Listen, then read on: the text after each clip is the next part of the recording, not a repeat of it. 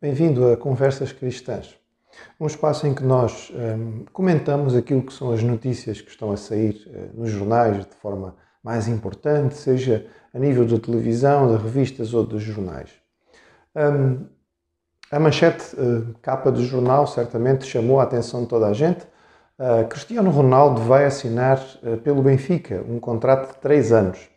Há uma cláusula dentro do seu contrato com a Juventus que lhe permite sair de acordo com certas circunstâncias e ele entendeu que seria o melhor. Na verdade, o craque internacional português revela que ele desejaria terminar a sua carreira em Portugal e ser campeão em Portugal para poder acrescentar isto ao seu palmarés. Também ele revelou a pessoas próximas que tinha interesse de trabalhar com o treinador Jorge Jesus e achou que o projeto do Benfica nesta altura seria interessante trabalhar ou ele contribuir para que uma equipa portuguesa pudesse ter bastante impacto a nível de competições europeias. E desta maneira é muito provável que dentro de poucos dias, talvez, digamos mesmo semanas no máximo, ele estará voltando para Portugal e vindo estabelecer-se em Lisboa. Afinal, ele comprou um apartamento em Lisboa já há algum tempo e isto foi também notícia. Isto provavelmente já fazia tudo parte daquilo que era o seu propósito. Sim, esta notícia não é verdadeira. Mas, no entretanto, ela pode ser ou não tão verdadeira quanto tantas outras que neste momento fazem as capas dos jornais e que nós lemos diariamente. Esta época, os ingleses chamam-na de silly season, ou seja, a temporada tola, a época tola, porque deixou de haver desporto, em grande medida, deixa de haver os grandes jogos e as competições, está naquele intervalo em que os campeonatos ainda não recomeçaram, as competições europeias não começaram, e por isso os jornais que precisam vender têm que ter algum tipo de informação para dar. Então, todos os dias aparecem capas de jornais falando sobre os jogadores, o interesse dos clubes, o interesse dos jogadores, as conversas sobre o que é que eles vão fazer, o que é que não vão fazer, gastam-se páginas a discutir se eles encaixam ou não dentro da realidade do clube, se o clube tem dinheiro para pagar ou não, se eles vão se adaptar à realidade cultural, se adaptam à forma de jogar da própria equipa.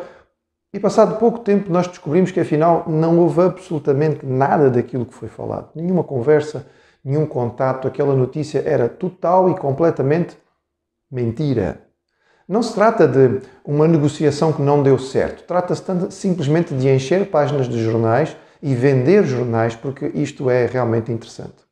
Isto acontece com os jornais desportivos, mas não apenas. Nós encontramos isto nos outros jornais. Os jornais fazem notícias, eles caluniam, eles destroem reputações, eles dão anúncios de coisas que realmente não são, eles levantam dúvidas a respeito de situações e depois, quando as coisas não são confirmadas, simplesmente não existe uma retratação. Não vi em nenhum momento um jornal pedir perdão ou vir publicamente reconhecer que tinha enganado as pessoas, os seus leitores, ao falar a respeito da compra de um jogador ou ao anunciar alguma coisa a respeito de alguém que afinal não era verdade. De vez em quando são levados a tribunais por causa de difamação. Normalmente essas informações nem saem muito. Hoje em dia, os meios de comunicação, de um modo bastante claro, muito além do que aquilo que é eventualmente dar as notícias, eles têm um trabalho de doutrinamento. Eles têm uma base de informação, de filosofia, de ideologia para transmitir. E esta informação é sempre dada de acordo com uma certa interpretação. Por exemplo, informação a respeito de uma pesquisa que foi feita num país sobre o seu presidente. Dependendo da informação que se queira passar, daquilo que se queira dizer, a notícia vem. 34% da população revela não confiar no presidente fulano de tal. E quando nós lemos a informação, ela é dada desta maneira. Quando paramos para pensar um bocadinho, pensamos, bem, se 34% da população não confia nele, significa que 66% da população respondeu de outra maneira. E dentro desses 66% poderão não ter dito nada ou poderão ter dito que confiam. Então porquê que a notícia foi dada desta maneira? Faz-nos lembrar o famoso primeiro-ministro de Israel, primeiro-ministro inglês no século XIX. A certa altura ele dizia que havia 3 tipos de mentiras. Havia a mentira comum, havia a mentira deslavada, digamos assim, aquela mentira que é mesmo absurda, e havia a mentira estatística, a mentira baseada em estudos. Porque normalmente quando se fala em estudos, não se explica quem fez o estudo, não se explica onde foi feito, não se explica com quais pessoas foram feitas, não se explica a quantidade de pessoas que foram, ou seja, o universo da pesquisa, apenas se jogam números para o ar e se afirma que houve um estudo. E desta maneira parte-se do princípio que as pessoas têm que aceitar tudo aquilo que é dito como se fosse de facto verdade. Há não muito tempo, grandes empresas mentiram a respeito dos seus relatórios, se calhar continuam a fazê-lo. E nós vimos o colapso de fortalezas, não é, económicas e com isso arrastando a vida de centenas e milhares de pessoas que confiaram neles e perderam todos os seus recursos, todas as suas reservas. De vez em quando os próprios governantes são encontrados em mentira, dizendo que fizeram aquilo que na verdade não fizeram, ou dizendo que não fizeram aquilo que na verdade fizeram.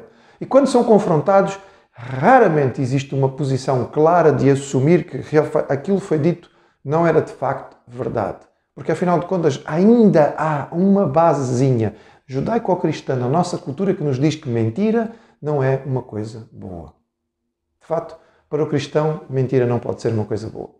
A Bíblia diz, e estas palavras são do próprio Senhor Jesus, que a mentira é do diabo. Bem, o mundo moderno não acredita no diabo, mas a Bíblia nos fala sobre um poder do mal personificado neste ser extraordinário, magnífico, muito grandioso, mas que se tornou rebelde contra Deus e que luta contra aquilo que é a vontade de Deus e os planos de Deus e o povo de Deus. Ele é o pai da mentira. Ele começou por enganar os nossos primeiros pais através da mentira. Mentira suave, mentira sugerida, mentira, não é, idealizada, mentira contada como não sendo mentira para que se pudesse acreditar. Afinal, as melhores mentiras são aquelas que têm uma pontinha de verdade. Mas a mentira destrói. A mentira descoberta, mais cedo ou mais tarde, ela é descoberta. Ela trai, ela desmancha confianças, ela destrói relacionamentos, ela quebra a proximidade das pessoas, ela derruba amizades, ela destrói casamentos, ela impede as pessoas de poderem progredir, porque a mentira é realmente uma coisa profundamente maligna e é por isso que nós não podemos simplesmente lidar com ela como se fosse uma coisa insignificante. Nossa cultura hoje em dia tem mesmo um dia da mentira. É interessante, não há um dia da verdade. E as pessoas pensam, não, porque a verdade deve ser dita todos os dias. Não, na verdade, o dia da mentira é mais uma mentira, porque naquele dia, supostamente, as pessoas podem mentir à vontade. Na verdade, elas fazem constantemente. O Senhor Jesus Cristo declarou a certa altura, conhecereis a verdade e a verdade vos libertará. Eis uma expressão de Jesus mal conhecida, mal interpretada e mal utilizada. Ela está em algumas fachadas de lugares onde as pessoas vivem tudo menos aquilo que Jesus está a dizer. Jesus estava a falar sobre o seu próprio ensino. No seguimento do texto, ou na sequência do texto, ele está a falar sobre as suas verdades. Ele está a dizer, aquele que conhece as minhas palavras, aquele que vive de acordo com as minhas palavras, encontra a vida verdadeira, conhece a verdade e a verdade o liberta. A verdade de que Jesus está a falar não é uma verdade interior, não é uma verdade pessoal, não é uma verdade necessariamente humana. Ele se apresentou como a verdade. E quando ele diz que conhecereis a verdade, ele está a dizer também que nós tínhamos que conhecer a ele. Porque conhecendo a ele e vivendo aquilo que ele nos ensinou, nós vamos viver a verdade. Aquele que é um cristão abomina tudo aquilo que diz respeito à mentira. Não pode aceitar estas coisas de forma tão leviana como o mundo hoje em dia o faz. Nós procuramos conhecer a verdade, porque é fundamental conhecê-la, entender as coisas como elas realmente são.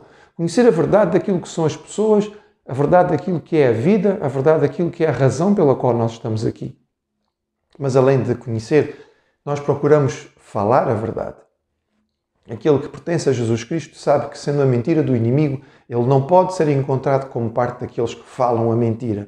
E ele não pode encará-la como uma coisa menor, porque ela não é. É uma coisa grande. Não existem mentirinhas e nem mentiras brancas.